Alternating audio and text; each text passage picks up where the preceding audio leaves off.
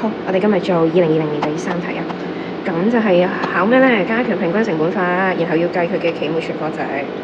好，我哋每逢用加權平均成本法去計算啦，我哋就要揾咗個每一件嘅平均成本出嚟先，係咪？每件嘅平均成本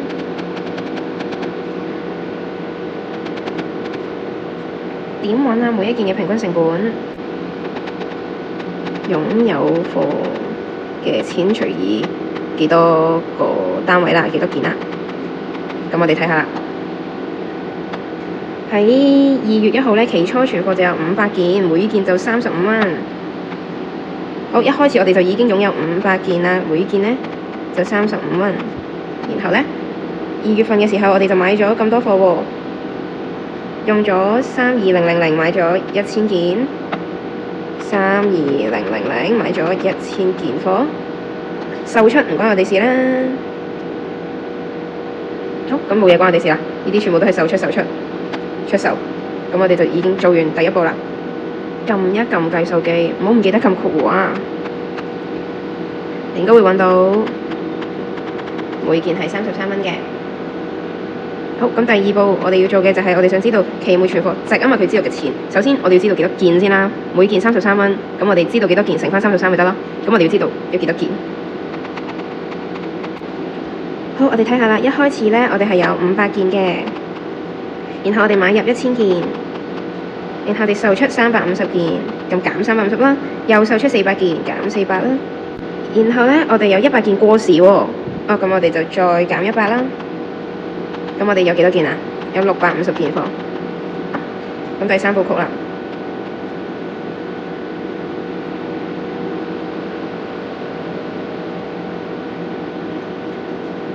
嗰650件貨，每件係33蚊。咁但係題目仲有講喎，嗰100件貨其實都唔係0蚊嘅喎，都可以買嘅喎。嗰100件咧就淨係可以30蚊啫。咁所以我哋再額外加翻嗰100件，乘翻30蚊，我哋就知道最尾總值24450啊。咁呢個就係 A 嘅答案啦。然後我哋就做 B 啦，呢度有少少位啦，就喺度做啦。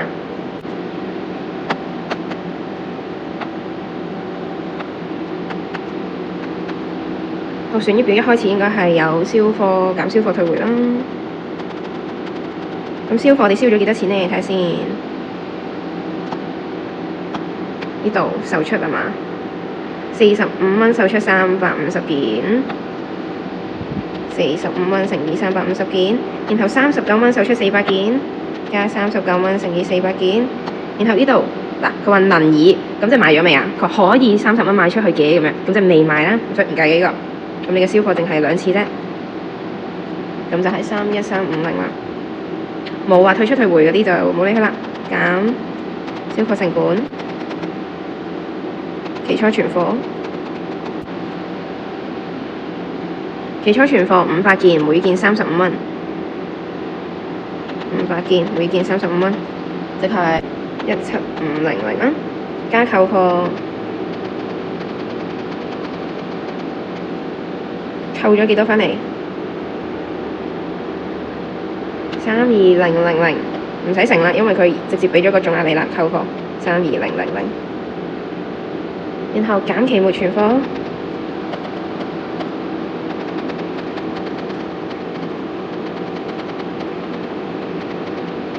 就係我哋計到呢個新嘅數額啦，24450，小心加減。